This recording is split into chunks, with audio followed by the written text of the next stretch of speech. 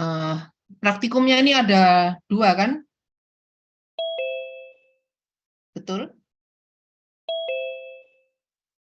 Iya, dokter. Ya. Yang pertama kan adaptasi dan keradangan. Itu ada berapa jumlah praktikumnya yang dipraktikumkan?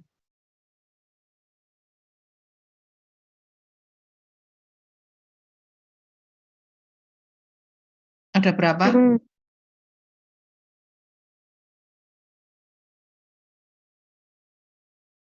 Ada berapa?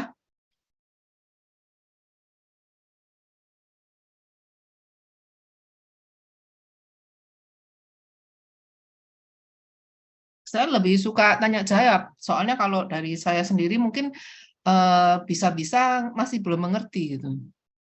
Kalau saya bertanya terus saudara menjawab, saya bisa tahu, oh sudah mengerti atau belum. Gitu.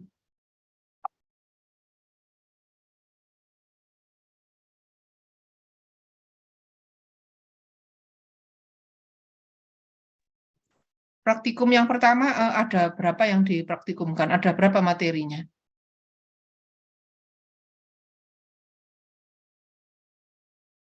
Ada 2 ya, dokter.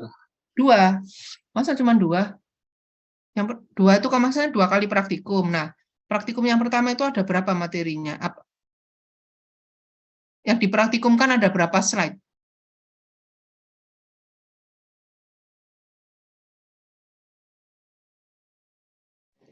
Apa ada 5, dokter? Ada 5. Apa saja? Squamous metaplasia, Ya, degenerasi hepar, simper ya, hiperplasia, ya. atrofi tuba, dan benign prostat hiperplasia. Oh, oh, kan ada lagi. Ada lagi, masih ada yang kurang. Ini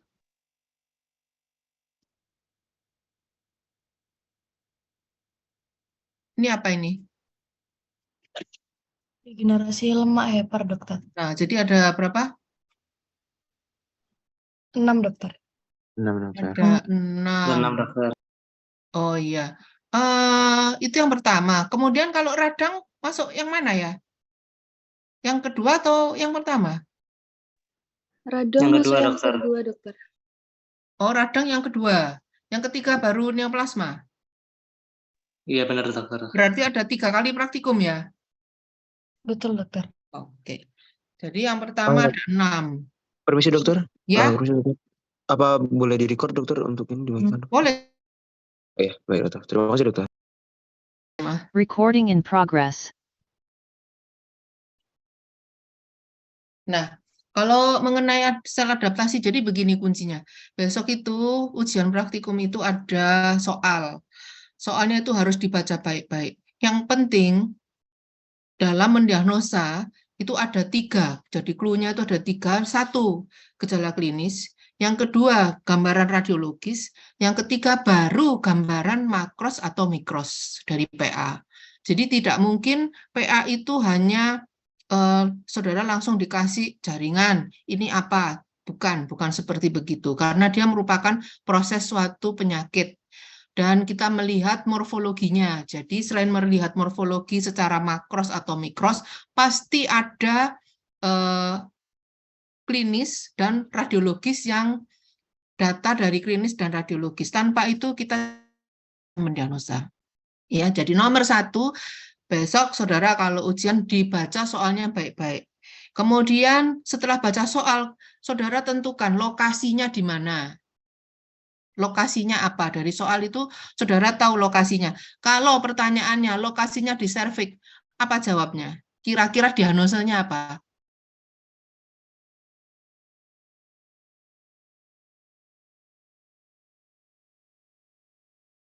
Lokasinya di serviks, apa diagnosanya? Ya, plasia, squamous metaplasia. Kalau lokasinya di prostat, Hiperplasia prostat. hiperplasia BPH. Kalau lokasinya di uterus, endometrium, Bisa, mioma uteri. Itu di endometrium, kalau mioma itu di mana tempatnya? Harusnya leomioma seharusnya dokter. Di miometrium. Jadi kalau di endometrium, kalau lokasinya di endometrium apa kira-kira? Yang ditanya soalnya apa? Simple hiperplasia. Simple hiperplasia. Ya, jadi gitu. Yang penting saudara tahu lokasinya. Saudara lihat, oh sesuai. Misalnya simple hiperplasia berarti saudara lihat ada kelenjar yang banyak. Ada kelenjar-kelenjar proliferasi dan di dalam jaringan stroma. Nah, berarti sudah simple hiperplasia. Gampang kan? Jadi baca soal baik-baik. Kemudian misalnya, kalau jaringannya, jaringan apendik. Pertanyaannya, soalnya, diterima potongan jaringan apendiks yang dilakukan oleh apendiktomi yang dilakukan oleh dokter bedah. Jawabnya apa kira-kira? Diagnosenya apa yang diharapkan? Appendicitis akut. Appendicitis akut. Nah, berarti saudara tinggal menghafalkan ya setengah-setengah, bukan hafal beneran ya, maksudnya mengerti prosesnya. Jadi kira-kira kalau appendicitis akut, gambaran mikroskopisnya apa, maknya apa, gitu. Kemudian kalau jaringan granulasi ini apa sih? Jaringan granulasi itu apa? Proses penyembuhan suatu keradaan. Jadi ada, kalau kita proses penyembuhan berarti dalam bayangan kita ada proses apa? Ada yang proliferasi apa? Yang proliferasi apa? Pembuluh darah. Sel fibroblast. Jadi ada proliferasi fibroblast dengan proliferasi pembuluh darah. Jadi kan nggak mungkin fibroblast sendiri. Jadi pasti ada fibroblast dan pembuluh darah. Ya. Jadi ini seperti ini, lihat nih. Nah, ini kan fibroblast dan pembuluh darah. Kalau ini enggak. Punya saudara mungkin yang seperti ini. Ini slide yang difoto. Ya, jadi baca soal baik-baik ya. Kemudian kalau misalnya ada ini, kalau jaringan reaksi benda asing, ini benda asingnya apa kira-kira kalau di dalam tubuh? Tulang, dokter. Kenapa? Di dalam tubuh kita ada kemasukan benda asing, kan dia merupakan reaksi radang asing. Benda asingnya itu yang dimaksud biasanya apa? Biasanya ketelusupan kayu gitu. Telusupan kayu, apalagi? Telusupan kayu kan nggak sengaja. Yang disengaja? Susu, dokter. Susu, jarum suntik. Filler, Jarang, dokter. kalau jarum suntik ya pasti kesakitan, dia pasti langsung cepat dikeluarin. Kalau reaksi benda asing, itu kan biasanya dia prosesnya kronis. Kalau lihat sel-selnya begini kan proses kronis. Jadi apa biasanya yang sering? Filler, dokter. Filler, apalagi?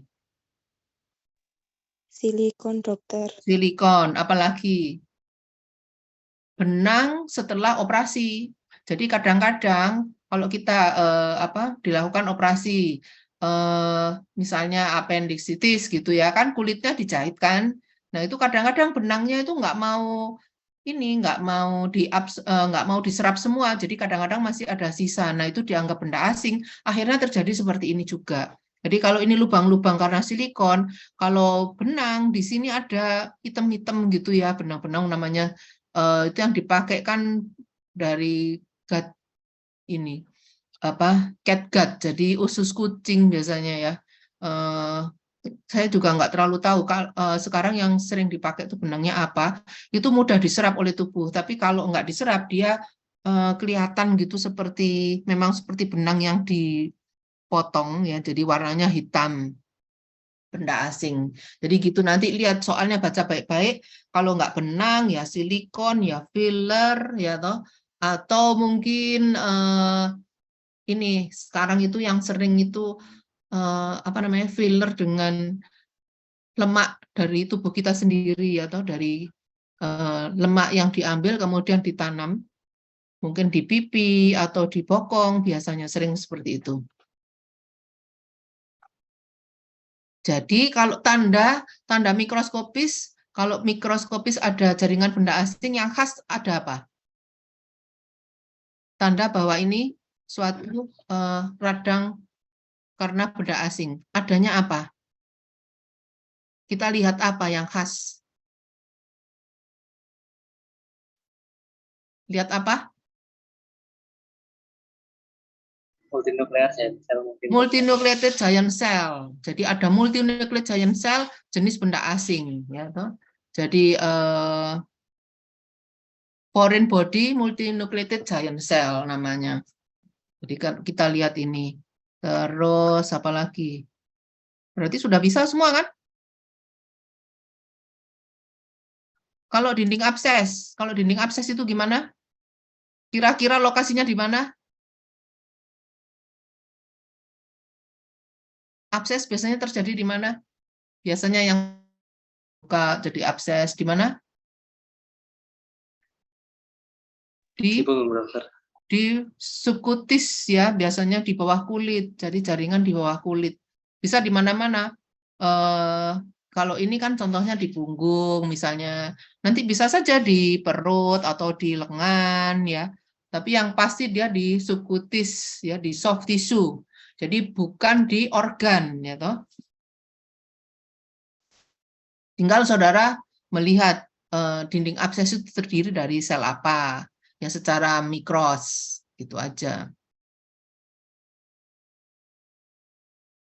Nah, kalau appendicitis akut, misalnya ini appendicitis akut, kalau kita tanya, ada pertanyaan, ini mikroskopis apa deskripsinya bagaimana?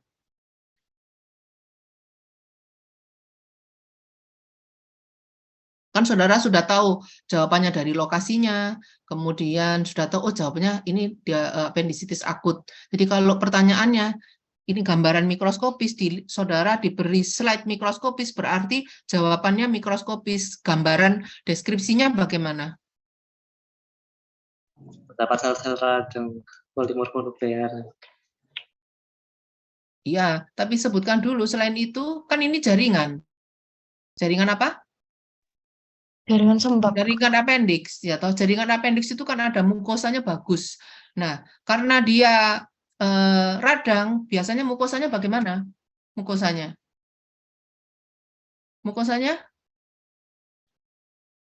ini yang bagus. Ini mukosanya bagaimana?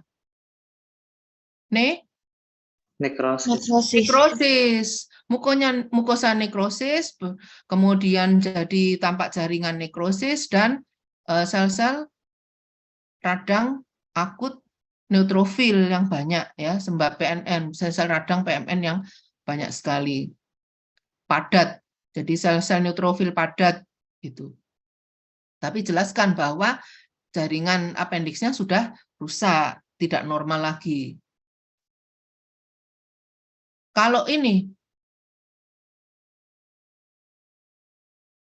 kan nanti saudara akan melihat, oh yang ternyata makroskopis, bukan mikroskopis. Deskripsinya bagaimana? Tampak potongan jaringan apendiks, warnanya, ukurannya membesar, kemudian berwarna apa? Karena ada apa ini? Pus, dokter. Warna pus, jadi warnanya terus Kemerah. Merah kehitaman. kehitaman karena hitam karena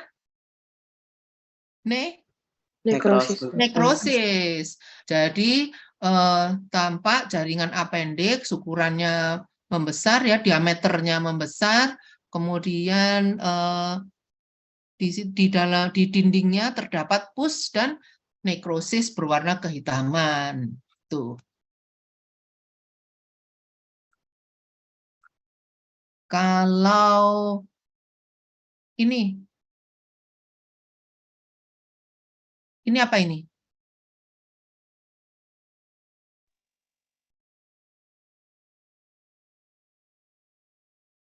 Ini apa ini? Kalau dibesarkan seperti ini. Besarkan lagi seperti ini. Degradasi lemak hepar. Degenerasi lemak hepar. Jadi soalnya organnya apa? Organnya hepar. Hepar, dokter. Ya, organnya hepar. Jadi diterima potongan jaringan biopsi mungkin ya, atau jaringan biopsi dari hepar. Jadi sudah pasti kita berpikir, oh, degenerasi lemak hepar. Karena nggak ada lagi. Ini cuman kunci-kunci aja cara menjawab soal ujian.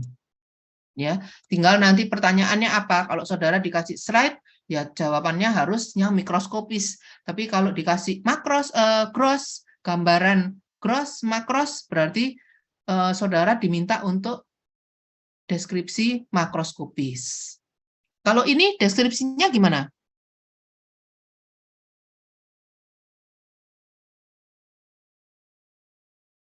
Tampak potongan jaringan hepar. Terus gimana?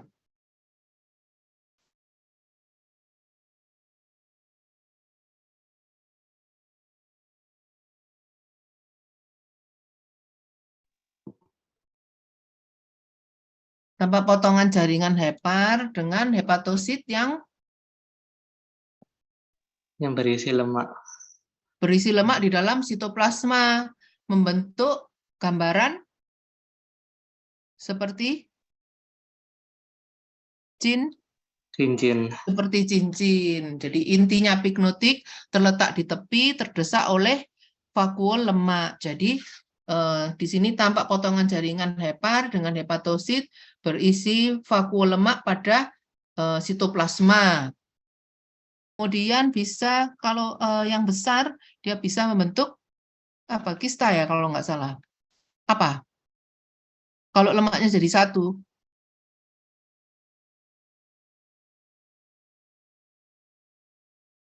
Kista, dokter. Membentuk kista ya, membentuk kista. Jadi intinya terletak di tepi, sitoplasmanya luas, mengandung vakuol lemak.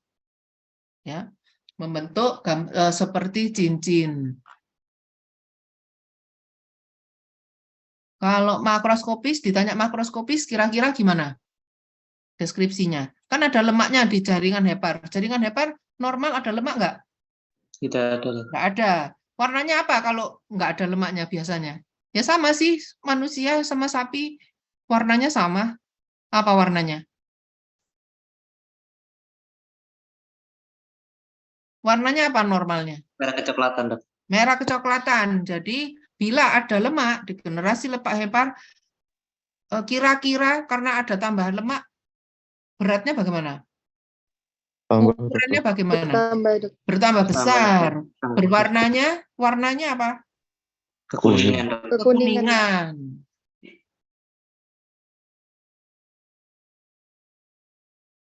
Lunak dan ini terutama ada berminyak, heparnya membesar. Gampang toh?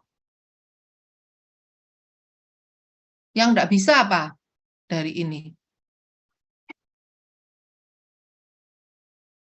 Kan cuma 6 tadi. Squamous metaplasi. Squamous metaplasi berarti kalau jaringannya serviks pasti jawabannya squamous metaplasi. Pasti sudah. Nggak ada yang lain lagi. Kemudian apa lagi? Kalau endometrium berarti simple hiperplasia. Endometrium. Kemudian kalau prostat BPH. Tinggal saudara nanti lihat yang diminta makros atau mikros. Kemudian apa lagi? Kalau hepar, degenerasi lemak hepar. Terus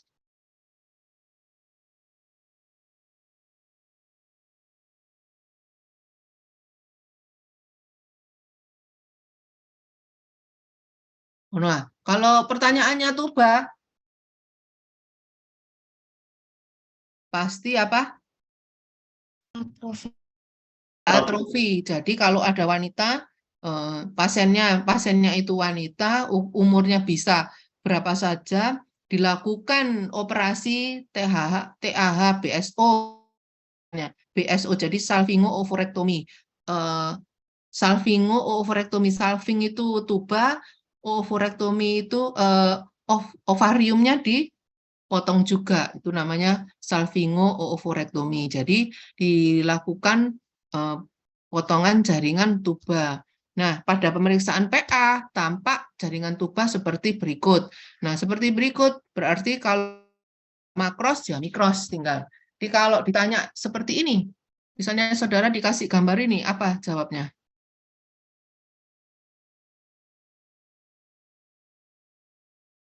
Yang makroskopis.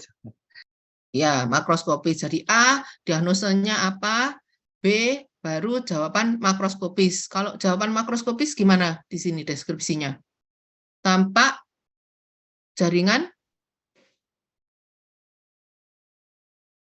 Tampak jaringan apa?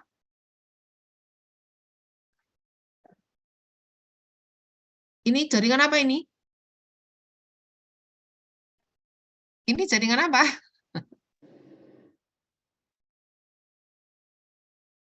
Duh, ayo, apa ini jaringan apa?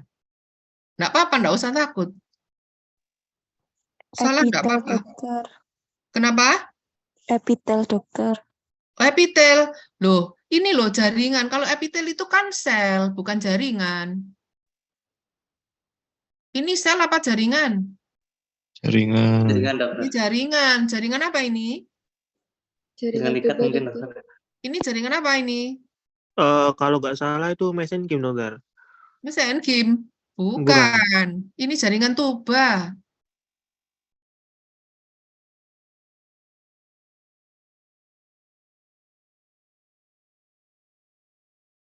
Nah, ini.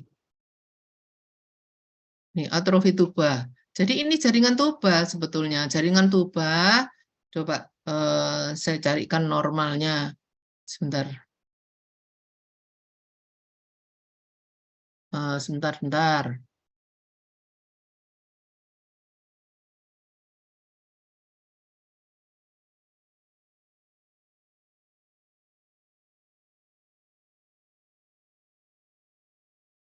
Oh, nggak bisa ya.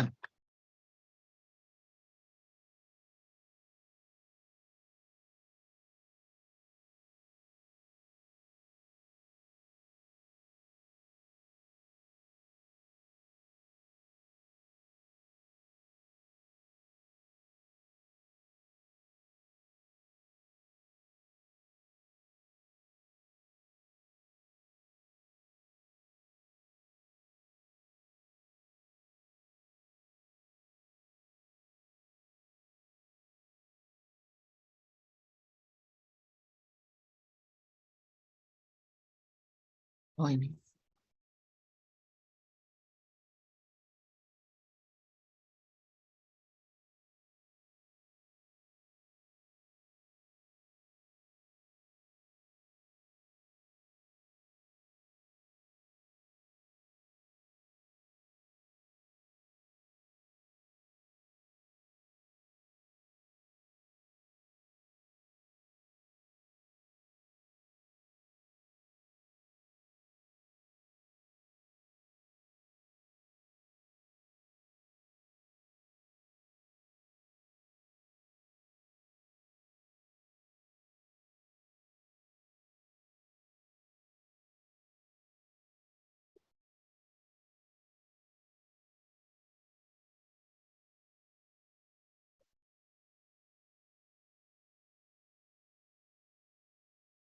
Oh, nggak mau ya.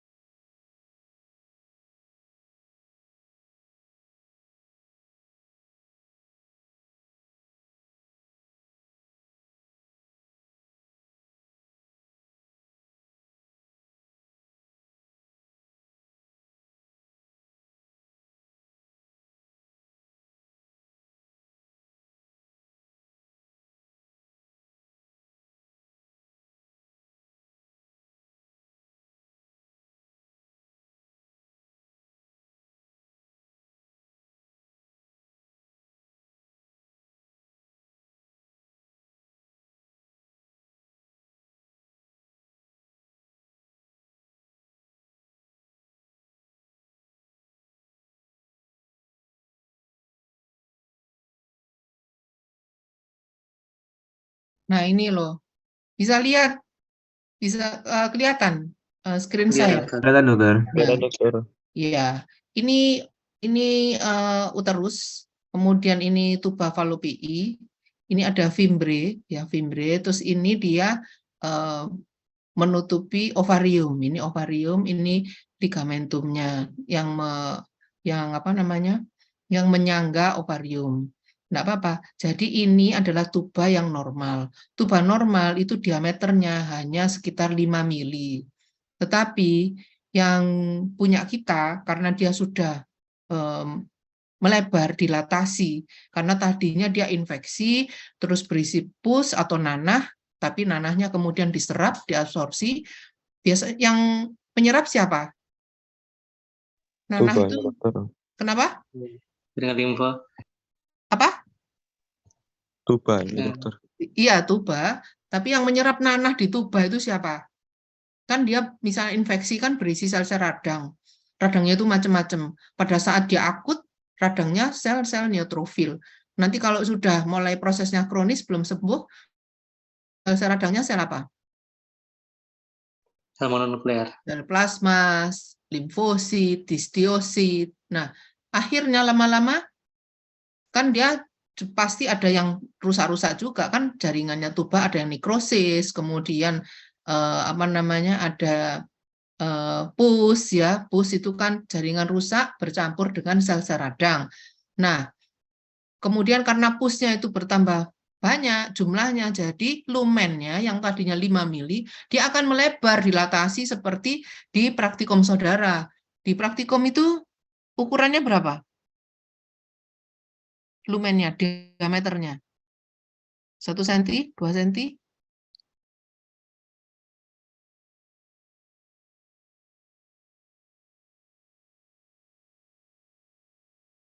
2 cm, dokter. Iya, 2 cm, melebar, berisi pus. Tapi lama-lama proses, kan sudah terjadi proses penyembuhan. Nah, pusnya akan diserap oleh siapa? Pembuluh limfa mungkin. Bukan, yang menyerap, yang memakan. Limfosit, dokter. Bukan. Siapa? Sel fagosit mungkin. Fagosit. Siapa fagosit? Yang peranannya fagosit siapa? Makrofag. Makrofag. Dimakan sama makrofag, akhirnya lama-lama pusnya hilang, tinggal cairan saja, cairan jernih. Jadi namanya hidrosalving. Nah, karena dia ada cairan yang seharusnya ini sudah ya, gambar ini sudah jelas ya, berarti sudah ngerti bahwa ini tadi itu adalah tuba, ini tuba normal. Saya ganti lagi.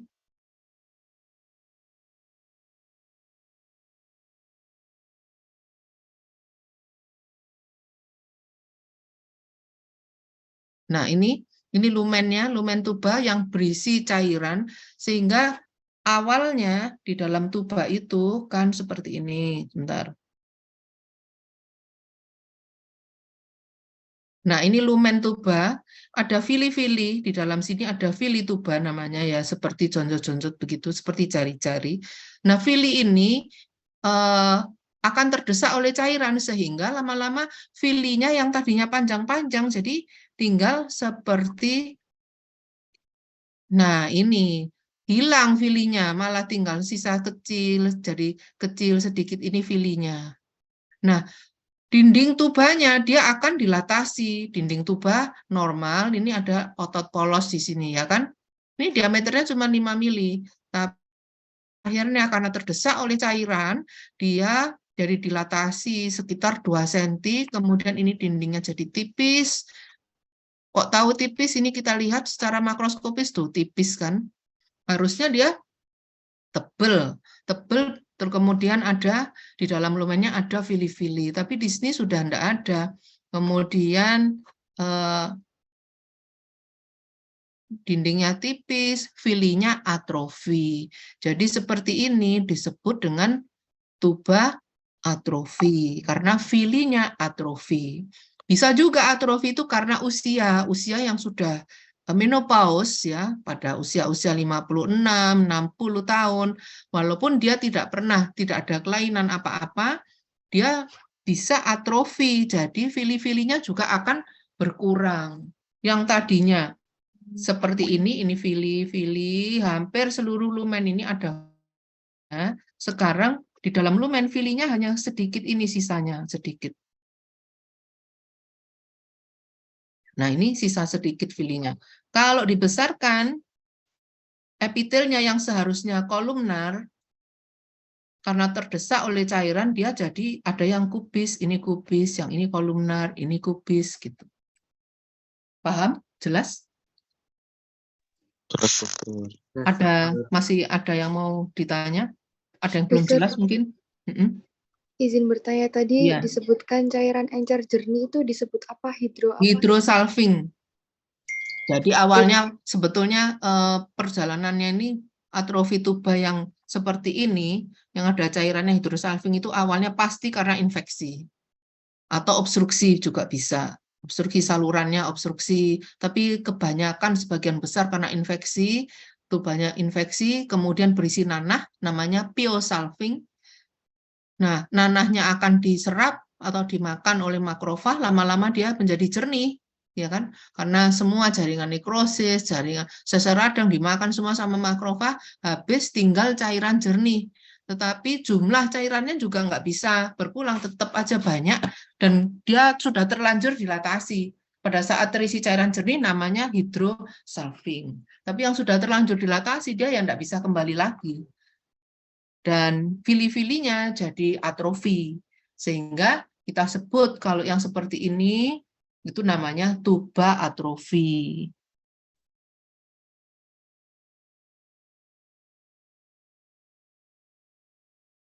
Jadi selain tubanya atrofi, epitelnya juga dari epitel dilapisi, yang awalnya dilapisi epitel kolumnar, akhirnya dia menjadi epitel selapis kubis.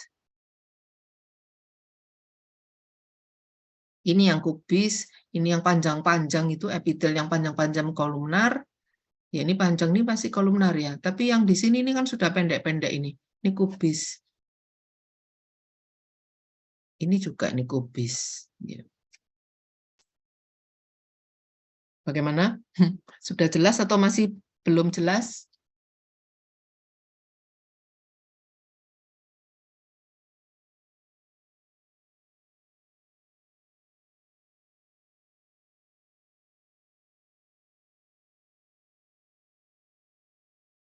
Dari 6, squamous metaplasi, atrofi tuba, simple hiperplasi.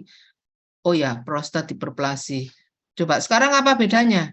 Secara mikroskopis, prostat benign prostat hiperplasia dengan simple hiperplasia endometrium. Apa bedanya? Secara bukan patogenesa ya. Kalau patogenesa ya jelas beda hormon. Yang satu hormon androgen, testosteron, yang satu karena hormon estrogen pada wanita. Tapi secara mikroskopis apa bedanya?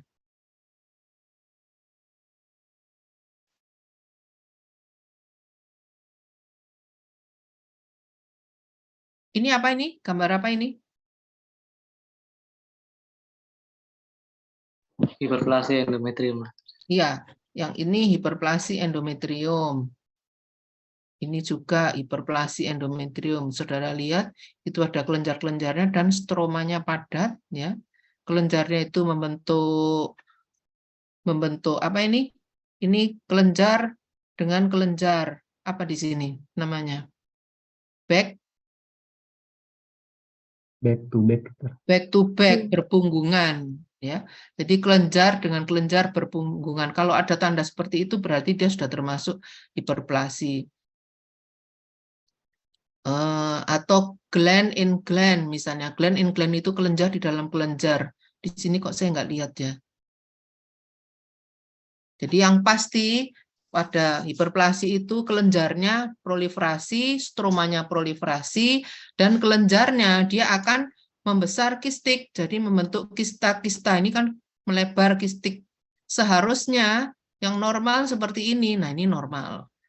Tapi pada hiperplasi, lihat, ini sudah melebar-melebar. Epitel pelapisnya, kalau yang normal itu hanya satu lapis. Tapi kalau proliferasi dia sampai 3 lapis, lebih dari 1 lapis. Semua kalau hanya 1 lapis ya epitelnya namanya fase proliferasi saja.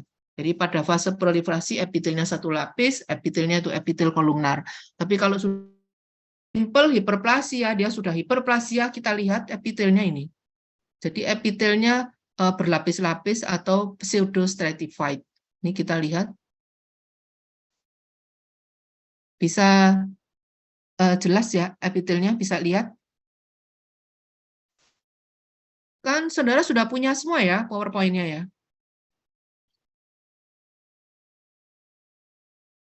Sudah punya? Mungkin nanti bisa saya minta dokter untuk PPT. Loh, orang kapan itu begitu selesai praktikum sudah saya kasihkan kan? Saya tidak menerima maksudnya dokter. Loh, kan ada di Google Meeting tuh, di Google apa yang dianukan sama Dokter Yuda. Di Classroom dokter. Ya, di Classroom kan ada. Sebentar. Saya pikir saudara sudah punya, langsung saya kasihkan. Belum dokter, di Classroom-nya hanya materi dokter Judia yang inflammation sama neoplasia dokter. Oh, harusnya sudah, orang sudah saya kasihkan. Ya, dokter. Ini coba, ini saudara lihat di sini. Ini epitelnya, lihat. Ini epitelnya tidak 1 lapis, tapi ada lebih dari 3 lapis. Kalau kita besarkan lagi, saudara main-main aja, ini besar-besarin aja sendiri, biar bisa jelas. Nah, ini kan lihat. Ini kan 1, 2, 3, 4, 5, bahkan 5. Kita bisa lihat lapisannya itu dari intinya. Intinya ini kan tumpuk-tumpuk, kan nggak cuma 1. Ini semua intinya tumpuk-tumpuk. Ini juga, ini tumpuk-tumpuk. Ini tumpuk semua. Ini juga, ini lebih dari, pokoknya tidak 1 lapis, ya toh, tumpuk-tumpuk. Dan kolumnar tinggi, tumpuk-tumpuk. Stromanya padat. Kalau yang di sini, coba ini yang normal. Kalau saudara besarkan, dilihat. Itu intinya cuma 1 aja, 1 lapis. Jadi dia belum hiperplasi.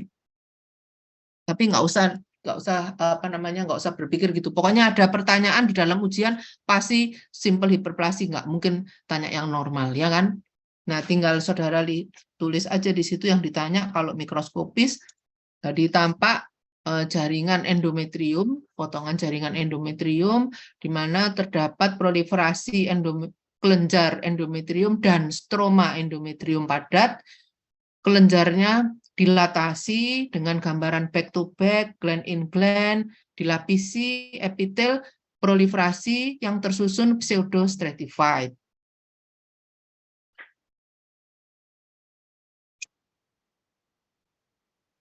Kalau BPH,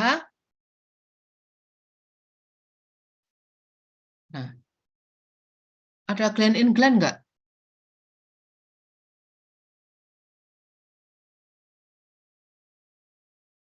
Tidak ada, dokter. Nggak ada. Back to back? Nggak Tidak ada. Jadi kalau prostat hiperplasi itu memang tampak proliferasi kelenjar yang melebar, dilatasi kistik, kemudian dilapisi epitel kubis, bukan kolumnar, epitelnya kubis, di dalam stroma fibromuskuler. Karena stromanya prostat itu stroma jaringan ikat fibros dan jaringan otot polos. Jadi stromanya fibromuskuler.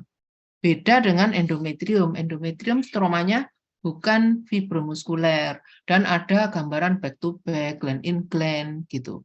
Epitelnya kalau yang endometrium itu berlapis-lapis, pseudostratified, tapi kalau yang prostat ini dia epitelnya tetap 1 lapis. Itu. Nah, ini kan. Jadi yang penting dia dilatasi, kemudian memang kelenjarnya jumlahnya lebih banyak dan tertanam di dalam stroma, mengalami dilatasi, tertanam di dalam stroma fibromuskuler.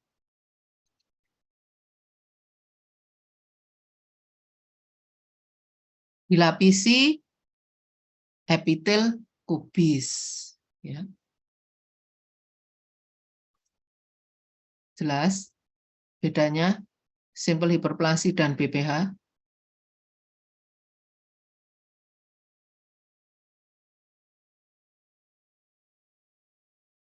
Jadi kalau pasiennya perempuan, ya pasti simple hiperplasi. Kalau ditanya pasiennya laki-laki, ya jangan jawab simple hiperplasi.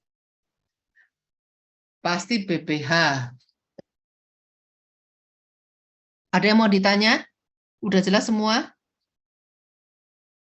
Kalau belum jelas ditanya sekarang. Nanti kalau Kamis nggak bisa nanya lagi.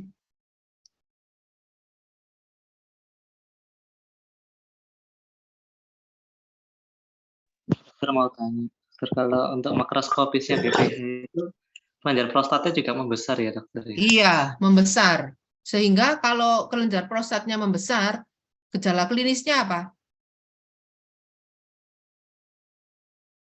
Secara anatomi, prostat itu terletak di mana?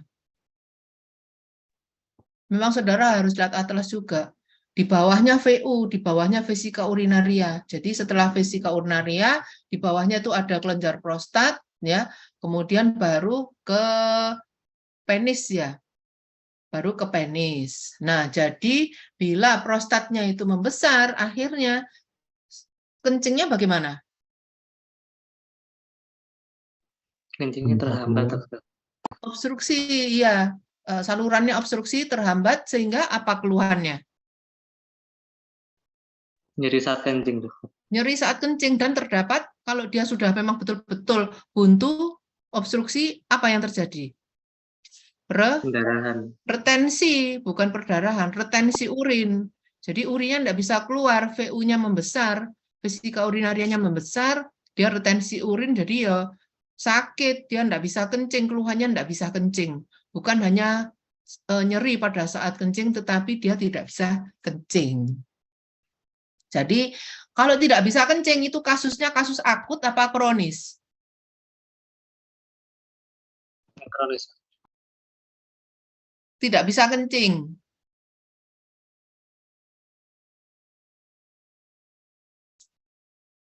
Termasuk, Kronis ya dokter. memang prosesnya kronis, tapi lama-lama dia karena nyeri sekali, ya termasuk akut ya. Jadi itu termasuk emergensi apa bukan? Kalau nggak bisa kencing. Emergency dokter. Emergensi. Jadi kira-kira pasiennya datangnya kemana? UGD. Ke UGD. Ya, kasus emergensi. Kalau endometrium hiperplasia, kalau endometrium hiperplasia yang menebal apa? Endometriumnya bisa kelihatan dari pemeriksaan apa? Radiologi.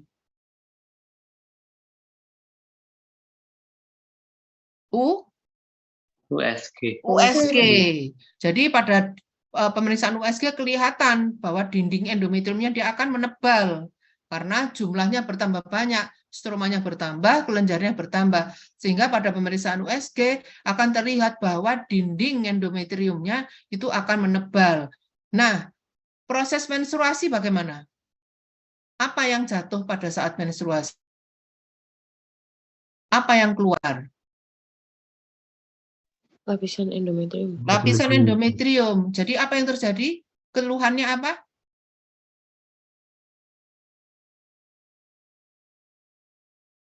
Keluhannya apa? Menstruasinya banyak. Menstruasinya banyak. Banyak dan lama, enggak berhenti-berhenti, bisa 10-14 hari. Jadi pasiennya datangnya kemana? Emergensi atau bukan? Bukan. Jadi datangnya ke SPOG. poli kandungan. Ya. BPH, pasiennya datangnya ke UGD. Kalau apendisitis akut, ya kan akut, ya, terus datangnya pasiennya kemana? UGD dokter. UGD. Kenapa kok termasuk akut?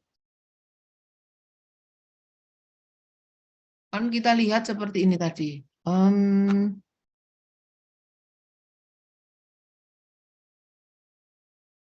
Nah, seperti begini. Ini. Itu yang normal. Nah, seperti begini. Ini apa ini? Yang di sini yang saya tunjuk ini apa? Ini apa ini?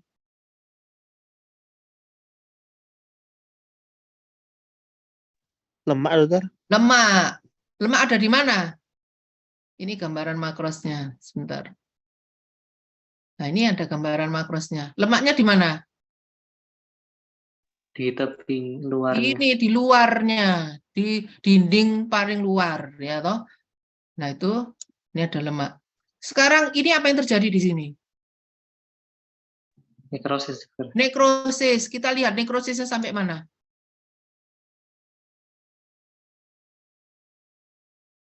Nekrosisnya sampai mana? Bentar. Dibesarin lagi.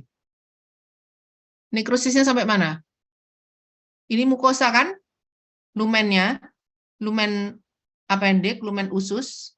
Kemudian ini nekrosisnya sampai mana? Sampai Hingga lapisan submukosa. luar. Sampai luarnya, Sampai sampai luar. lemak, iya, sampai lemak di dinding paling luar. Kalau nekrosis semua sampai ke sini, apa yang terjadi? Apa yang terjadi? Bolong ususnya. Ya enggak? Habis kan ini? Iya, dokter. Nekrosis semua rusak sampai luar, perforasi akhirnya. Jadi termasuk kasus apa? Akut. Bisa darurat, dokter. Kasus apa? Akut, dokter. Kasus Akut dan termasuk Emergency. emergensi. Karena kalau perforasi, perdarahan, pasiennya bagaimana? Shock, bisa meninggal, bisa mati shock. Ya, jadi harus di sput laparotomi. Jadi sput itu cepat, ya. Jadi harus ini kasus-kasus sito atau urgent. Harus dilakukan laparotomi secara cepat. Jadi begitu datang, oh ini ada apendis yang perforasi, ya dia langsung harus masuk OK, diambil di apendektomi jadinya. Apendiknya diambil. Itu ya. Jadi kalau ada pertanyaannya, misalnya jam 10 malam datang seorang, biasanya apendisitis akut itu usianya berapa? Remaja, dewasa, dewasa muda, dewasa tua, atau tua? Yang sering. Remaja, dok. Remaja dan dewasa muda biasanya. Dewasa muda bisa laki, bisa perempuan. Keluhannya karena lokasi apendik itu lokasinya ada di perut kanan bawah. Ya. Kalau ovarium di perut mana lokasinya?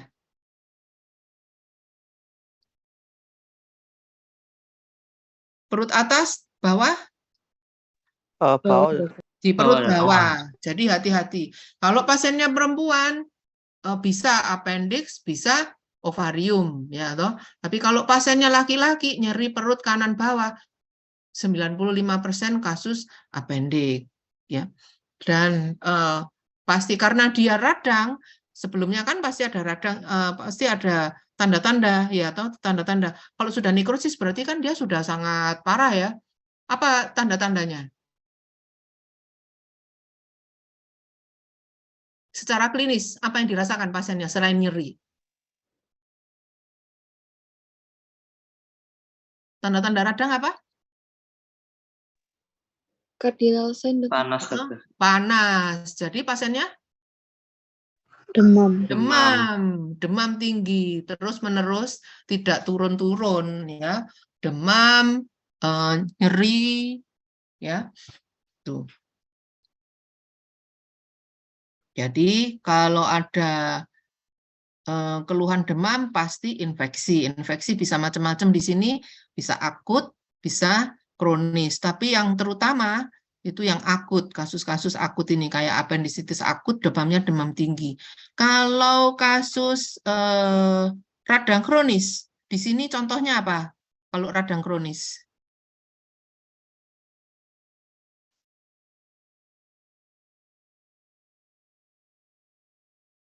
Kasus radang kronis contohnya apa?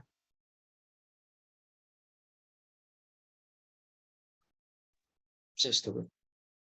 Hah? Oh, nggak ada ya.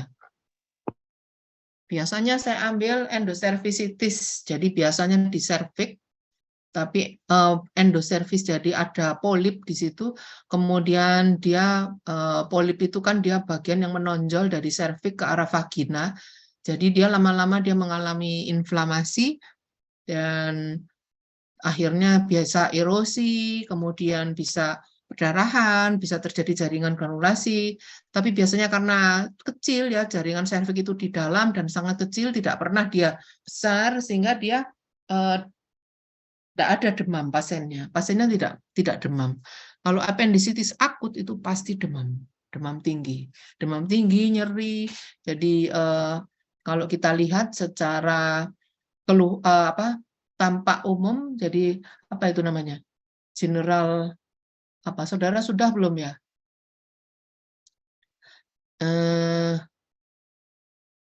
Keadaan pasiennya itu tampak sakit berat, ya, tampak sakit berat. Nah, itu appendicitis akut. Kemudian kalau abses seperti ini, kalau dinding abses ini inflamasi kan? Kira-kira demam apa enggak? Tidak, dokter. Masa? Mungkin dia inflamasi, pasti ada cardinal sign. Mungkin kalau absesnya besar bisa demam. Bisa demam seperti ini, bisa demam, cuman tergantung kalau absesnya sudah mulai menyembuh, mungkin demamnya berkurang. Jadi demamnya hanya pada waktu awal-awal.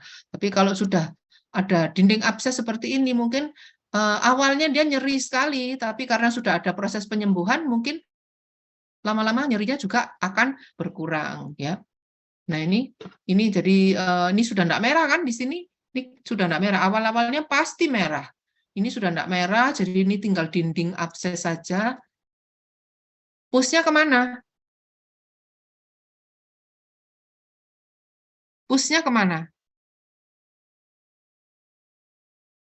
Di Diserap dalam makrofag. Diserap sama makrofag.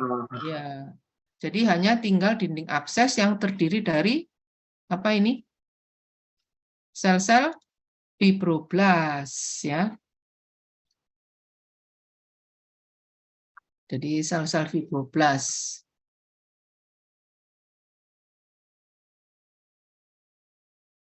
Apa bedanya dinding abses dan jaringan granulasi? Ini jaringan granulasi, ini dinding abses. Apa bedanya?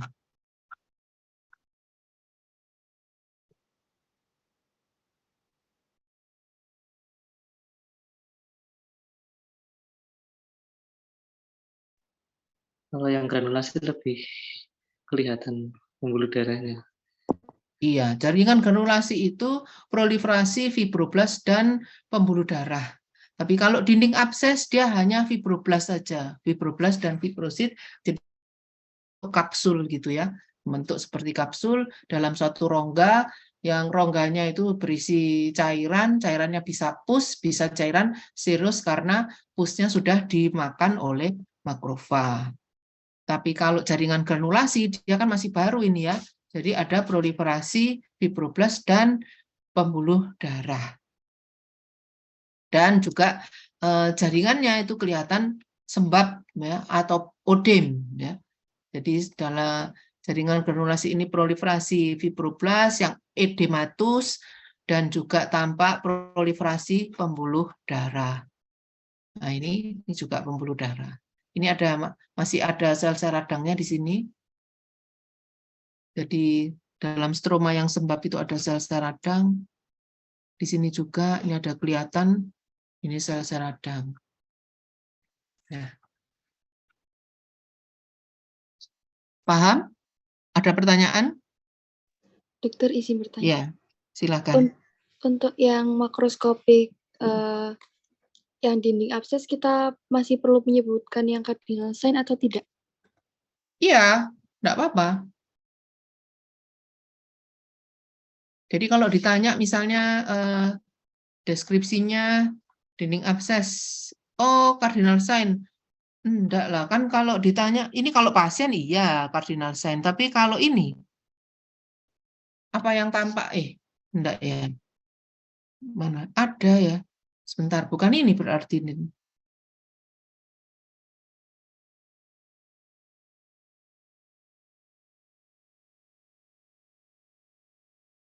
Bukan ini berarti PowerPoint-nya. Oh, di tempat PowerPoint saudara ada kok dinding abses. Sebentar. Ingat saya di makrosnya yang PPT sebelumnya tidak ada dokter yang dinding Nggak abses ada. makros. Tidak ada. Oh, sebentar.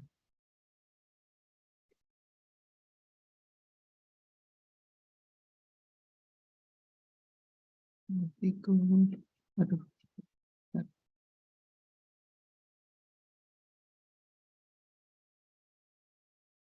Sebentar saya carikan dulu ya.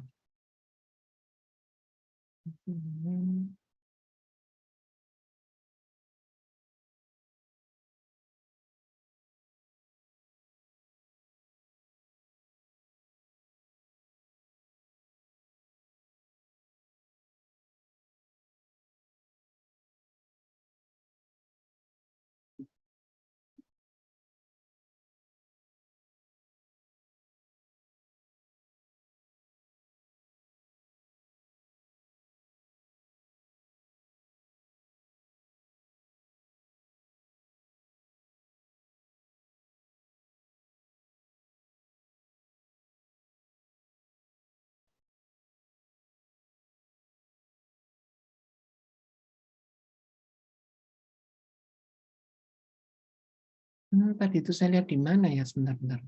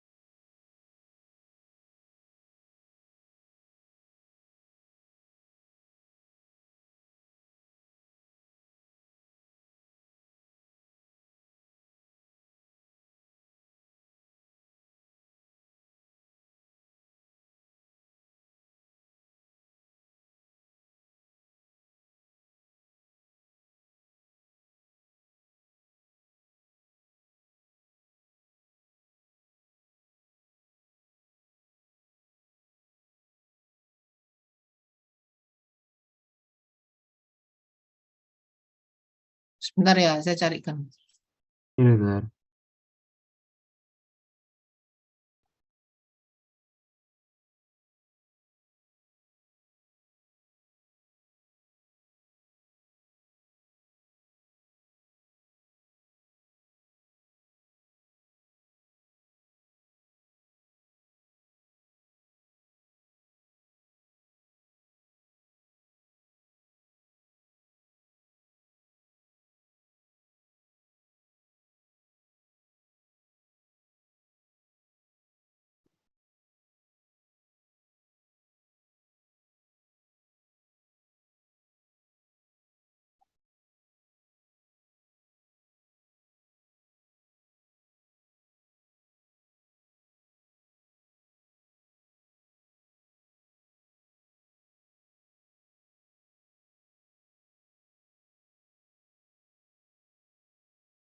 Oh, sebentar. Nggak di sini.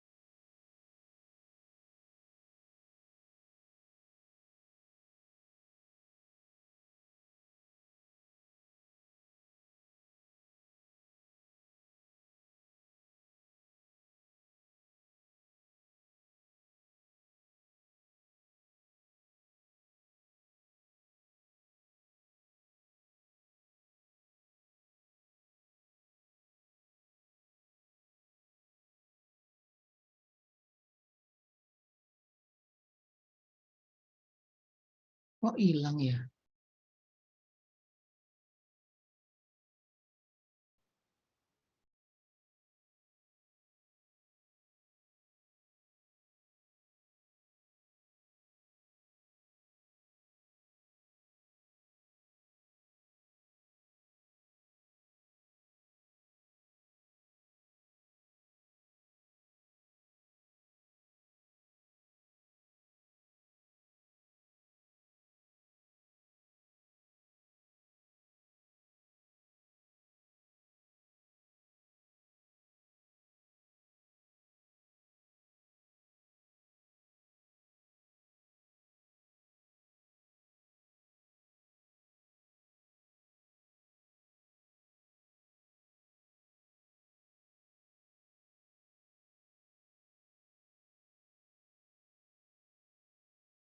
Oh, lah ini.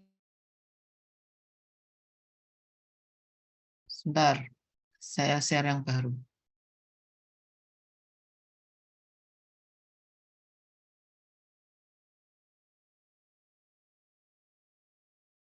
Sudah kelihatan?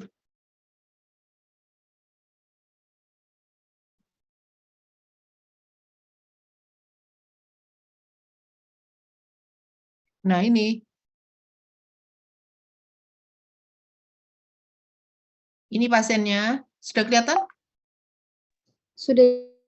Heeh. Sudah, dokter. Ya, ini pasiennya, keluhannya ada di punggung, ada benjolan yang tambah lama tambah besar, awalnya nyeri, sekarang sudah tidak nyeri, tapi hanya terasa tidak enak pada saat dia tidur berbaring, ya, pada saat berbaring. Kemudian oleh dokter bedah dilakukan operasi. Nah, operasinya didapatkan jaringan seperti ini. Kemudian pada irisan, jadi tampak potongan jaringan, irisan dia berupa rongga, ya, berupa rongga, kemudian permukaan dalamnya itu kasar, berwarna kehitaman karena ada nekrosis kan, bekas-bekas abses, bekas-bekas radang, nekrosis dan berisi pus. Tapi pusnya di sini sudah tidak terlalu jelas kelihatan, hanya jaringan nekrosis yang warnanya kehitaman. Tuh. Nah, ini mikroskopis. Jadi pada masa nekrosis, kemudian sel-sel radangnya leukosit dan jaringan, ya. Kemudian pada bagian luar ada dilatasi pembuluh darah, kemudian proliferasi fibroblast, ya. Nah, seperti ini. Ini nanti saya kirim ke WA-nya siapa ya? Tolong dikasihkan. Kirim ke saya aja, dokter. Ya? Kirim ke saya aja, dokter. Lagi, dokter. Komting namanya siapa? Lupa saya. Haki, dokter. Saya, dokter. Haki ada ya, Haki? Iya, saya, dokter. Saya kirim ke Haki ya. Iya, Nanti kasihkan teman-temannya. Baik, dokter. Ya, jadi ini pasiennya, jadi laki-laki atau perempuan lah, kemudian keluhannya pasti ada benjolan, ya benjolan bisa di mana saja ya, nanti kan tidak hanya harus di punggung, nanti kira-kira biasanya di soft tissue, sukutan, dari di bawah kulit ya. Kemudian kalau makroskopis seperti ini, tampak potongan jaringan yang jaringan soft tissue ya, ini soft tissue kan bukan tulang, bukan organ ya. Jadi kalau organ itu kan ada paru, ada hepar, ini bukan, tapi kita terima jaringan soft tissue, warnanya kehitaman, bercampur dengan lemak, karena kalau dia dari punggung, dia kan ada lemak-lemaknya ya. Kemudian pada irisan, dia tampak rongga, yang batasnya jelas, permukaan luar kasar, permukaan dalamnya kasar, dan pada permukaan dalam itu permukaannya berwarna kehitaman. Karena sudah terjadi nekrosis. Nah, mikroskopis kita lihat seperti ini. Jadi jaringan yang seperti kapsul tadi yang membentuk suatu kapsul, dia ternyata terdiri dari proliferasi fibroblast. Ya.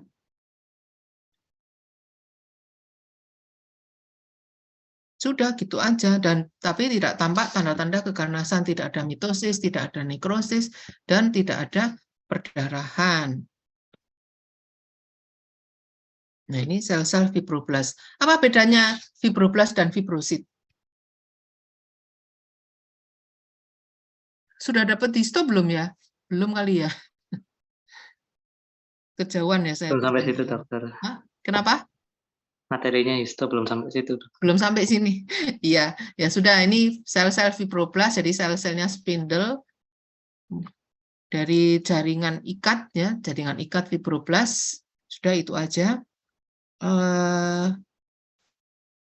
Ada pertanyaan? Saya kira sudah semua dari adaptasi dan radang.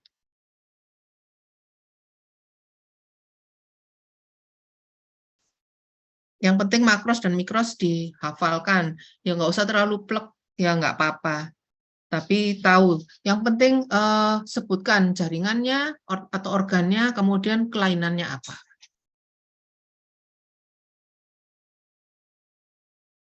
Ada pertanyaan adaptasi dan radang? Kalau nggak ada, saya lanjutkan ke neoplasma.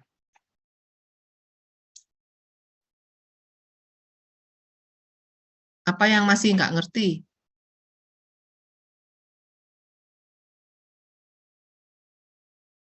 Memang kita nggak bisa menghafal gambar ya, karena ya sama seperti orang kan macam-macam ya. Memang manusia itu ada yang tinggi, ada yang nggak tinggi, kemudian memang ya tangannya 2, kakinya 2, matanya 2, hidungnya 1, tapi kan bentuknya macam-macam.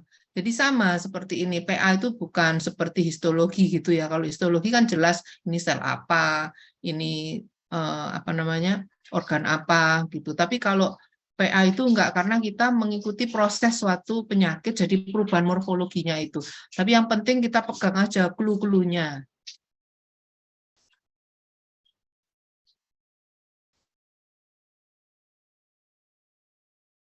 Nanti yang Dokter mau bertanya, bisa dokter. macam-macam. Iya, apa? Apa yang mau ditanya? Silakan. Untuk metaplasia itu hanya ada di serviks saja, dokter. Bisa di metaplasia itu artinya perubahan sel yang awalnya tidak sama ya, kemudian berubah menjadi sel jenis lain kan. Kalau di serviks itu harusnya di epitel endoservix. Kan di serviks itu ada ektoservix dan endoservix. Saya kembali lagi. Mana sebentar.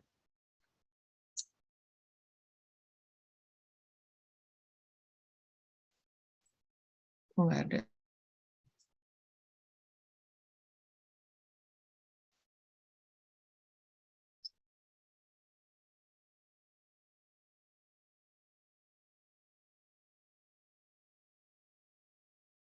Nah, ini vagina, ini uterus, ini serviks itu yang mau masuk ke dalam uterus ya.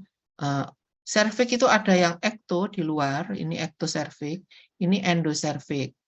Nah, lapisannya berbeda, yang di luar itu epitel squamous, sedangkan yang di dalam epitel kolumnar. Nah, karena sesuatu hal ya, mungkin pengaruh hormonal, bisa karena ada pengaruh apa namanya, infeksi, dia sel yang kolumnar itu dia akan berubah menjadi epitel squamous. Yang awalnya dia kolumnar, dia berubah menjadi squamous. Jadi perpindahan sel.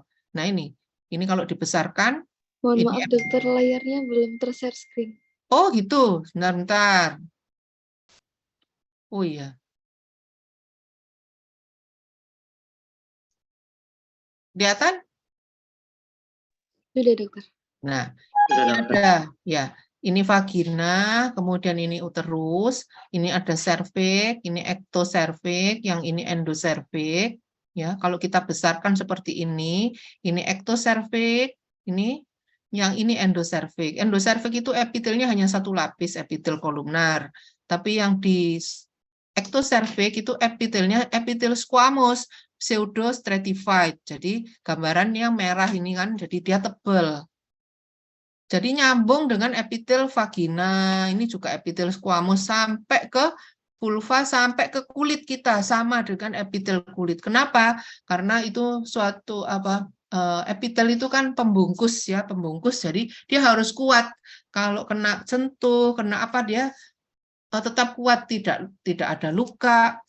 Kemudian tapi kalau mukosa coba mukosa itu di mana ya contohnya? Misalnya di tenggorokan aja.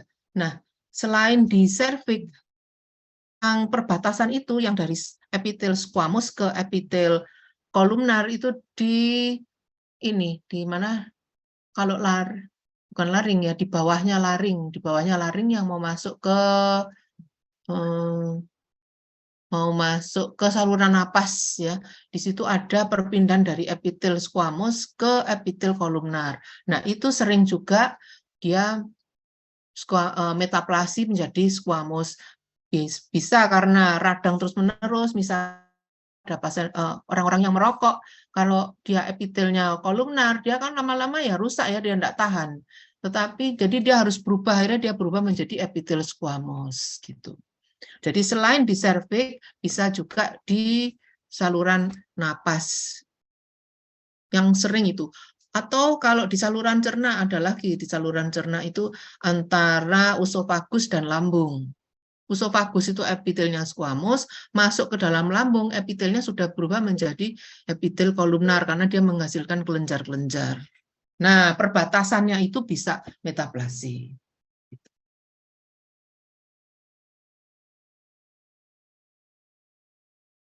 Bisa jelas? Jelas dokter, terima kasih dokter. Ya. Ada lagi yang mau ditanya? Tapi soalnya karena saudara praktikumnya kan saya contohnya serviks ya sudah ya pasti saya keluarkannya serviks, nggak mungkin saya keluarkan yang lain.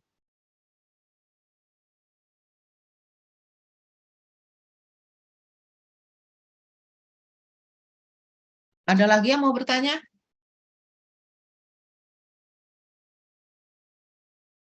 Saya lanjutkan neoplasma.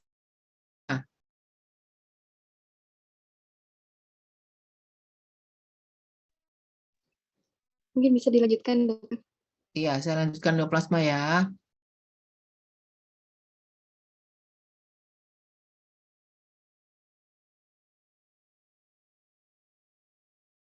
Nah, neoplasma ini juga yang penting nomor 1, saudara harus tahu lokasi ya, lokasinya apa.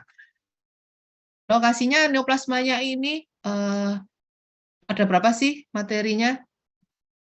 Contoh dari epitel kan ada epitel, ada mesenkimal. Kalau epitel contohnya adenoma tiroid, itu yang jinak. Kalau yang ganas adenokarsinoma kolon ya. Jadi organnya apa?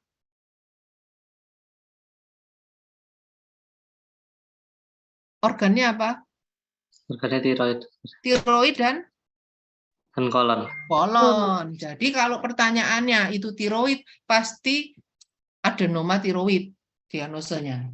Kalau yang di soalnya itu ada saluran cerna atau usus besar atau usus, pasti dia suatu adenokarsinoma kolon. Sudah gitu aja, gampang. Tinggal saudara yang ditanya apa, makros atau mikros. Kalau mikros ya sesuaikan deskripsinya adenoma tiroid itu gimana, makrosnya bagaimana, kalau adenokarsinoma kolon itu mikrosnya bagaimana, makrosnya bagaimana. Itu aja. Nggak usah susah-susah. Nah, tiroid itu letaknya di mana tiroid? Di leher, dokter. Di leher. Jadi kalau ada keluhan benjolan di leher, ya membesar, biasanya sering pada wanita muda. Wanita lebih banyak dan pada usia muda. Nah, itu jawabnya adenoma tiroid. Kalau pertanyaannya secara makros, berarti saudara harus ini yang ditulis ini deskripsinya. Deskripsi makroskopis. Ada tampak nodul, ya single, kemudian berkapsul. Dan terdapat perbedaan warna dengan jaringan sekitarnya. Itu aja, ada nodul jelas. Jadi tampak jaringan tiroid pada irisan mengandung nodul, batasnya jelas, berkapsul, kan jinak kan? Jadi berkapsul, terdapat perbedaan warna dengan jaringan normal sekitarnya. Kemudian kalau mikroskopis, tampak potongan jaringan tiroid, ini di sini juga tampak nodul, batas jelas, dibatasi oleh jaringan ikat membentuk kapsul, kemudian terdiri dari nodulnya itu terdiri dari proliferasi folikel tiroid, ya, bisa makrofolikel dan mikrofolikel dilapisi oleh epitel yang lebih besar dibandingkan jaringan tiroid sekitarnya, dan monoton, tetapi tidak terdapat tanda-tanda keganasan, misalnya mitosis, dia tidak ada mitosis, dan tidak ada, kalau di tiroid yang clue-nya itu semua jaringan itu di dalam kapsul. Kalau ada jaringan tiroid yang sudah keluar kapsul, artinya dia sudah ganas, ya. Jadi di sini gitu aja, tampak jaringan tiroid mengandung nodul batas jelas berkapsul, terdiri dari proliferasi folikel, mikrofolikel, dilapisi, folikelnya itu dilapisi oleh selapis epitel kubis, ya. Selapis epitel kubis dengan inti yang lebih besar dibandingkan jaringan tiroid di sekitarnya atau jaringan tiroid normal. Jadi karena dia suatu neoplasma, jadi dia pasti ukurannya membesar. Dan bagaimana yang kelihatan? Biasanya sel-selnya monoton, besar-besar sama semua. Kalau yang di luar itu epitel folikelnya itu ada yang flat, ya, jadi ada yang kubis, ada yang flat, itu masih nggak apa-apa. Tapi kalau sudah neoplasma biasanya dia membesar semua. Nah, ini kalau dibesarkan lebih besar lagi. Nah, ini epitelnya kan lebih, ini epitelnya ini intinya yang kuning, yang ungu-ungu ini dia lebih besar dibandingkan daripada epitel yang di sini. Ini di sini. Tapi di sini tidak terlalu kelihatan, ya. Itu aja. Jelas ya kalau adenoma, contoh dari epitel. Kalau yang ganas, contohnya adalah karsinoma. Karsinoma itu dari usus, ya. Jadi nampak potongan jaringan usus. Ini tampak potongan jaringan usus, pada irisan tampak massa atau nodul yang padat, rapuh, dengan bagian-bagian nekrosis, ya, batasnya tidak jelas, dengan bagian-bagian nekrosis dan perdarahan. Sudah, gitu aja. Mikroskopis bagaimana? Di sini kita tampak ini kelenjar kolon, ya, jadi tampak potongan jaringan usus dengan proliferasi kelenjar. Ini proliferasi kelenjar, kan kelenjarnya pasti bertambah banyak, ya, bertambah banyak, jadi proliferasi dilapisi oleh epitel anaplasi. Udah, saudara jawab gitu aja udah dapat 100. Karena yang penting saudara tahu bahwa ini adalah epitel anaplasi. Mau lebih lengkap lagi, epitel anaplasinya bagaimana? Size, shape, and staining. Ukurannya membesar, terus bentuknya bermacam-macam, stainingnya dia ada yang hiperkromatik, dan mengandung banyak mitosis. Di sini ada mitosis, mitosis, mitosis. Ini tanda ganas juga. Mau lebih lengkap lagi, dia tumbuh infiltrasi ke dalam stroma. Jadi sudah sel-sel kelenjarnya itu yang harusnya dia hanya ini di sini aja, ya.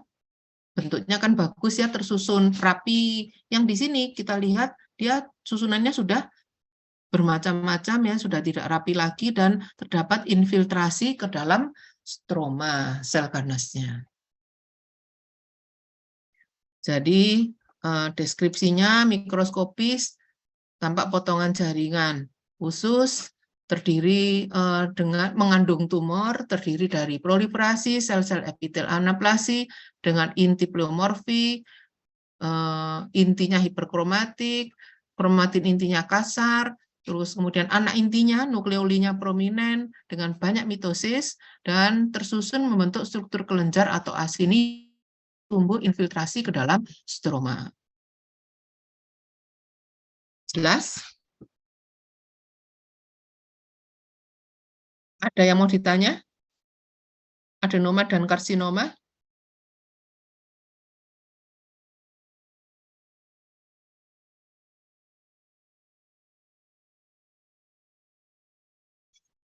Nggak ada?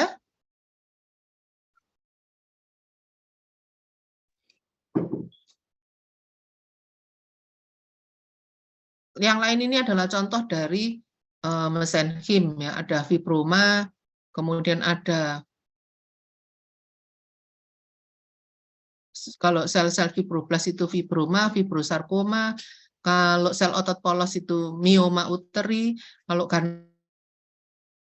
miosarkom. Tapi saya enggak kasih contoh yang miosarkom ya, yang leiomyoma aja ya, yang jinak. Kemudian ada lemak, kalau asalnya dari lemak ada lipoma, kalau yang ganas liposarkoma, kemudian kalau dari otot, rhabdomyoma, itu yang jinak, kalau yang ganas, rhabdomyosarkoma.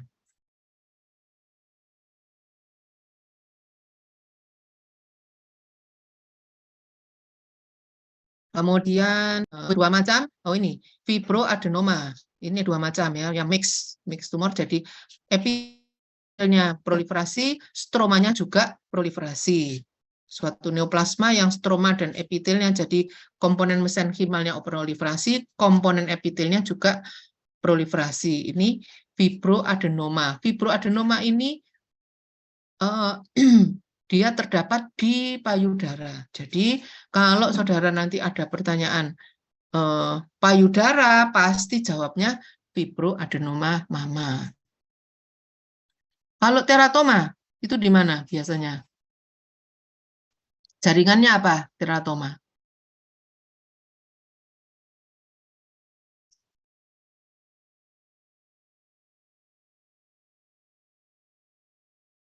Teratoma di mana lokasinya? Yang sering? Pada Ya. kulit, dokter. Dermis.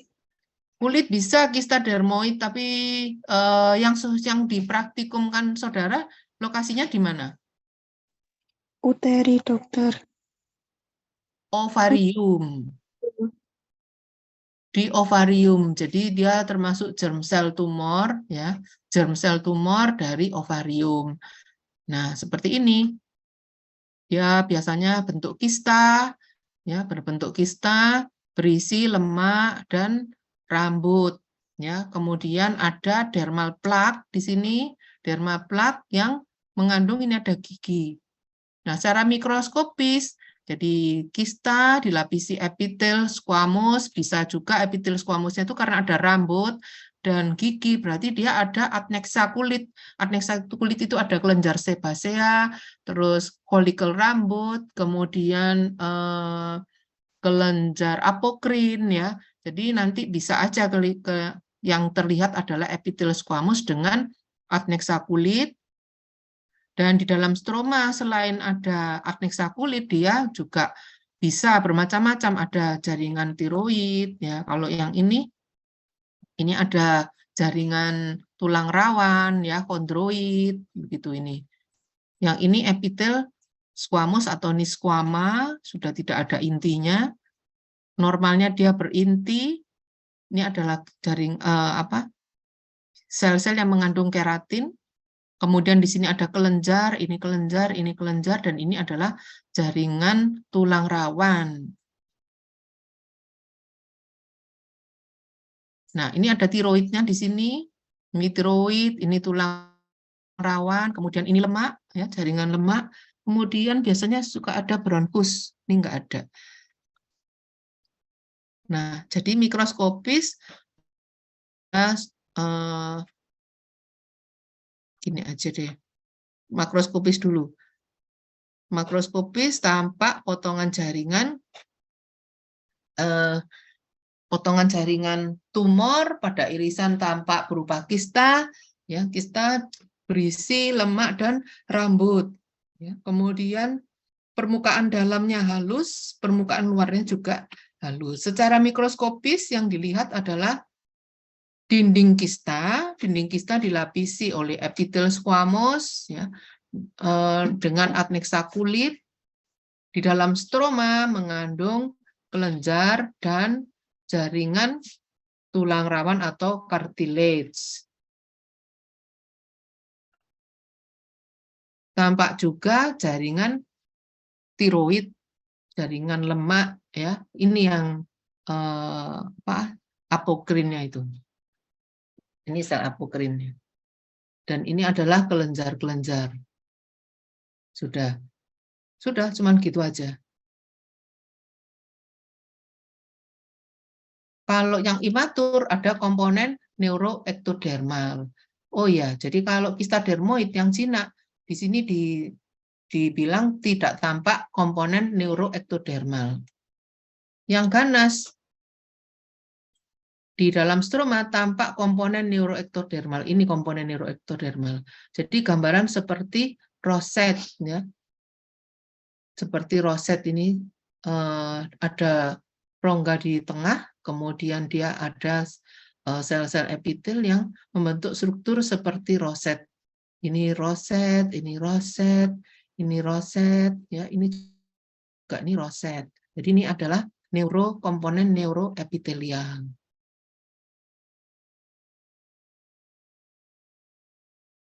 Nah, ini komponen neuroepitelial.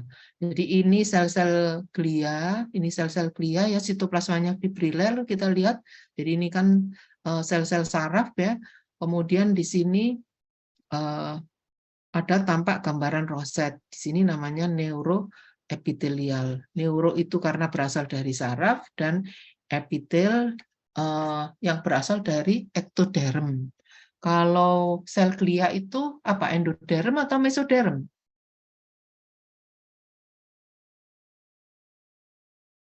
Halo?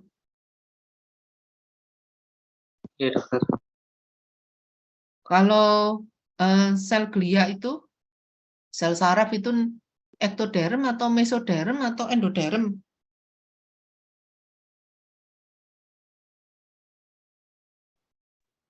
Endoderm, dokter. Pokoknya kalau namanya teratoma itu artinya komponennya lebih dari satu lapis ya, jadi bisa 2 lapis germ cell, bisa 3 lapis germ cell. Nah, kalau ada komponen macam-macam itu tadi, kalau epitel squamous itu dari ektoderm. Tapi kalau tulang, saraf, kemudian bronkus, ya tuh, itu mesoderm ya. Yang endoderm yang mana ya? Endoderm itu Usus bentuk mungkin, apa? Dok. Apa? Seperti usus gitu kan. Usus, ya. Tapi enggak ada biasanya teratoma enggak sampai usus. Dia hanya biasanya yang sering ektoderm dan komponen ektoderm dan komponen mesoderm aja.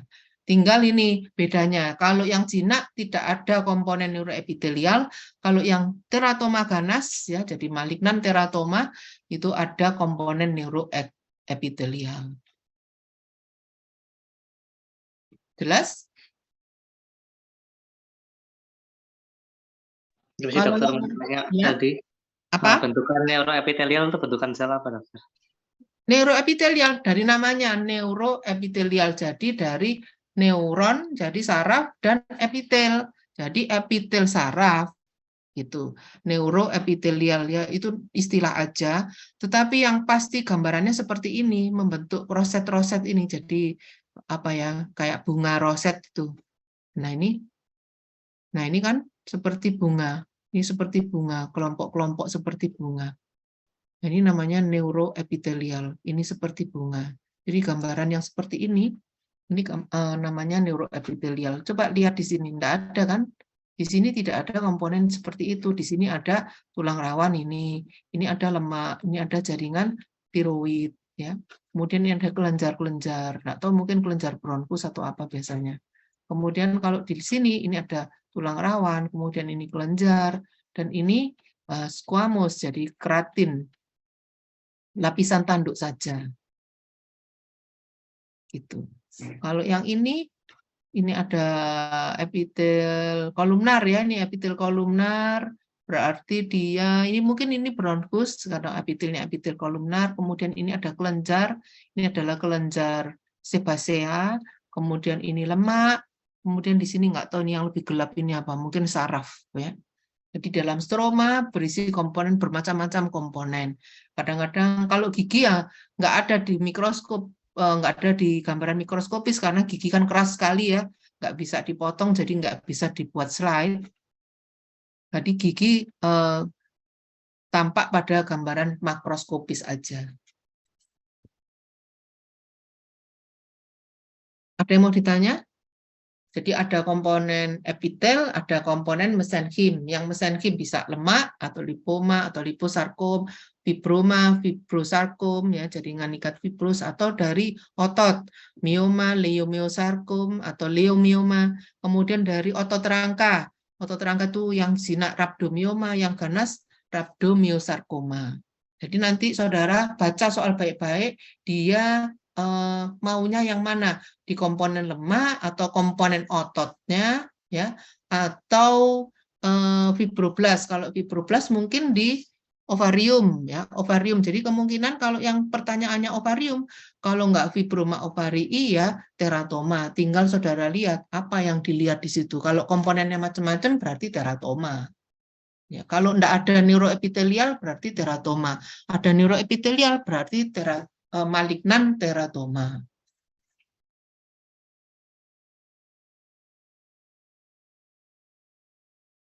Jelas?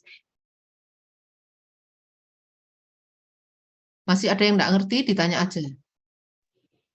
Dokter, Iya. izin bertanya, berarti Iya. ketika menjawab diagnosa teratoma harus disebutkan itu yang malignan atau benign gitu. Seperti itu. Iya, betul.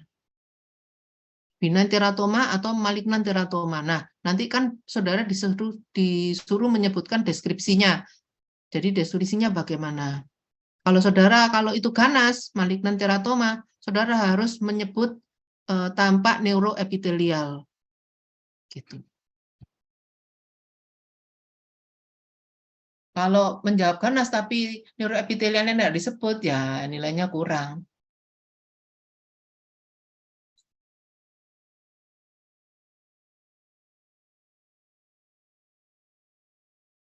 Ya, jadi lokasinya di mana itu sangat penting. Kalau saudara sudah tahu diagnosanya kan pasti cepat baca soal, oh diagnosanya ini.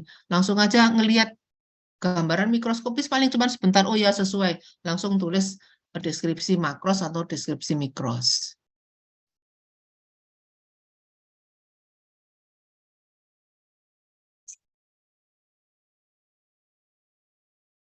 Ada yang mau ditanya lagi?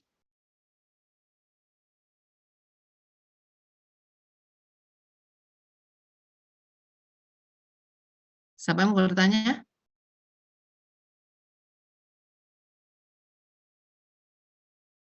Udah bisa? Saya stop share.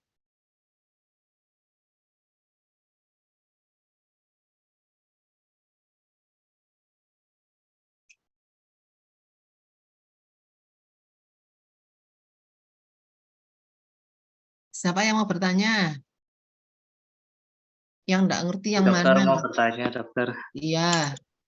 Nah, saya masih bingung untuk sistem upraknya besok itu bagaimana ya? Kita kerjain soal, terus kita nulisnya di form gitu atau bagaimana, dokter? Atau pakai kertas gitu, dokter? Iya, pakai kertas. Jadi saudara akan berputar.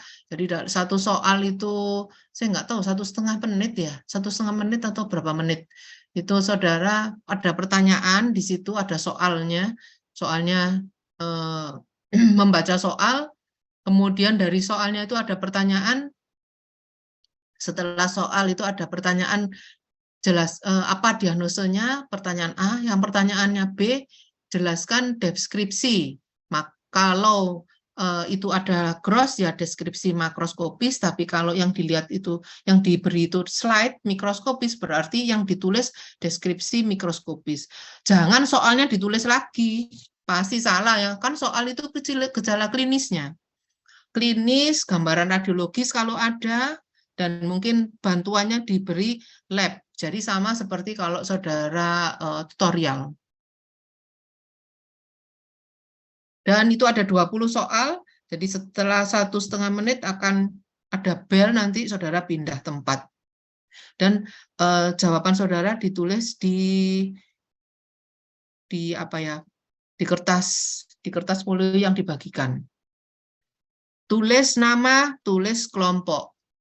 Nama NIM ya, nomor induk mahasiswa, dan kelompok enggak kayaknya. Kelompok enggak tahu nanti bagaimana pengarahannya. Kelompok praktikum atau kelompok ujian.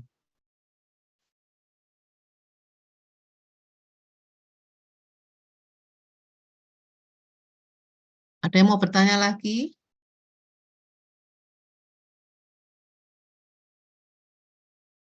Mungkin ada yang sudah menggambar tapi masih ada yang salah atau ada yang tidak mengerti. Kalau mau tanya lagi dokter, mohon Iya. maaf. Untuk liposarkoma itu tanda-tandanya apa saja ya? Saya masih agak bingung dokter. Kalau jaringan mesenkim, yang pasti lokasinya itu adalah di lemak, ya kan? Nah, bedanya apa? Kalau mesenkim yang ganas itu tanda-tandanya apa sih? Kalau yang ganas apa tandanya? Infiltratif mungkin dokter. Infiltratif, batasnya tidak jelas, tumbuhnya cepat. Kemudian Progresif. progresif, karena tumbuhnya cepat, jadi apa? Ada apa? Sari-sari makanannya nggak cukup. Jadi ada apa? Anaplasia dokter. Ya, anaplasi kan selnya. Selnya anaplasi pasti. Nekrosis, Dok. Nekrosis dan Metastasis dokter. nekrosis dan Perdarahan. perdarahan. Jadi kalau namanya ganas, dia tumor yang tumbuhnya cepat, kemudian tumbuhnya infiltratif, ya tidak ada batasnya tidak jelas. Kemudian dia butuh sari-sari makanan sehingga dia akan membuat pembuluh darah baru, ya pembuluh darah baru. Jadi di situ tampak banyak dalam gambaran radiologisnya dengan USG atau CT scan itu disebut, dideskripsikan bahwa tampak pembuluh darah dan masuk di dalam tumornya, jaringan tumornya. Kemudian karena walaupun sudah ada pembuluh darah baru, tapi rupanya tumornya tumbuh lebih cepat lagi, sehingga ada bagian-bagian yang tidak mendapat sari-sari makanan, sehingga dia akhirnya jadi nekrosis dan perdarahan. Gitu. Itu kalau ganas. Semua sama. Kalau ganas itu seperti itu. Terutama yang mesenkimal. Jadi ya lipoma, ya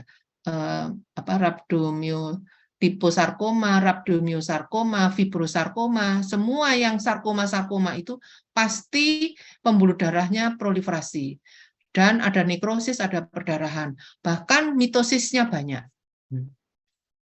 Selain epitelnya anaplasi. Tapi saudara harus sebut, kalau itu lipoma berarti selnya namanya lipoblas. Kalau itu dari otot atau itu namanya rhabdomyosarkoma. Kalau jinak rhabdomyoma. Tuh, dihafal ya, setengah-setengahnya dihafal, bukan hanya mengerti kalau ini. Kemudian berarti kalau otot, jadi lokasinya pasti di, kalau otot itu tempatnya di mana?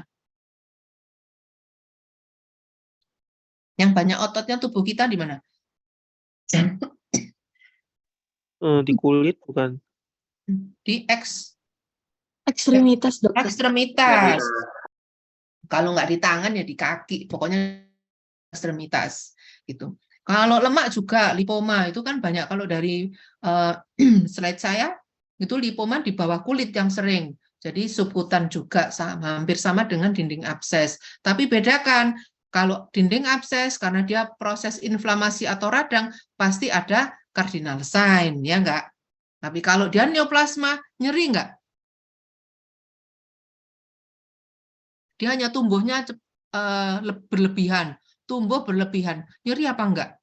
Tidak dokter. Tidak, jadi tidak ada gejala. Hanya gejalanya dia merasa benjolan yang makin lama makin besar. Kalau jinak, lama tumbuh besarnya. Tapi kalau ganas, dalam hitungan bulan biasanya. 2 bulan, 3 bulan udah besar sekali. Bahkan sudah ada nekrosis dan perdarahan. Gitu. Apalagi yang mau ditanya?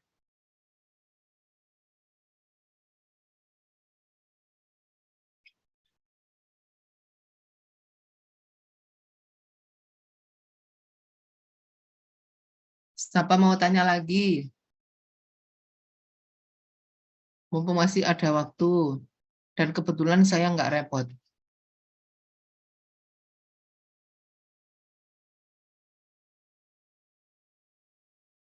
Karen mana Karen? Ikut nggak Karen?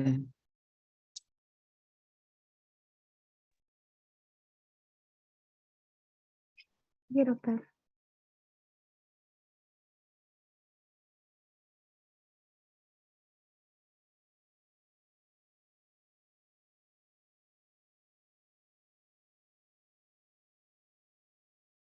Ada yang mau ditanya?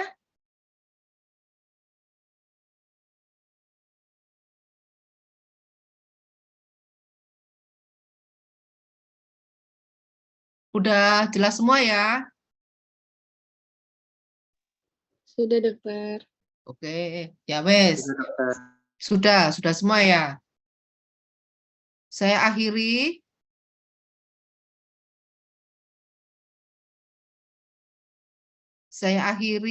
Tapi nanti ini berarti ada tadi gambaran makroskopis dari dinding abses ya. Nanti akan saya kirim ke siapa? Ke Haki ya, Benar, dokter. ke Komting. Oke. Begitu, saya leave. Iya, dokter.